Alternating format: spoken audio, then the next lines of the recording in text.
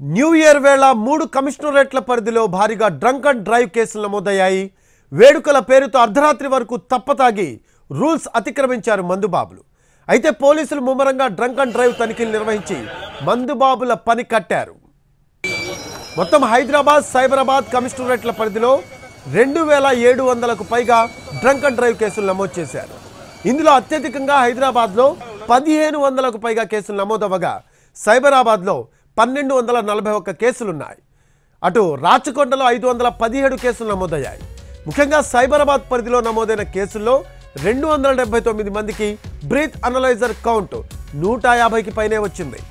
51 మందికి 300 పైన రీడింగ్ వచ్చిందంటే ఏ స్థాయిలో తాగి రోడ్డెక్కారో అర్థమవుతోంది.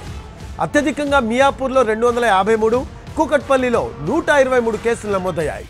ఇక తాగి డ్రైవింగ్ చేసిన కేసుల్లో 938 బైకులు, 21 ఆటోలు, 275 కార్లు, 7 భారీ వాహనాలను స్వాధీనం చేసుకున్నారు. పలు చోట్ల పోలీసులతో వాహనదారులు వాగ్వాదానికి దిగారు.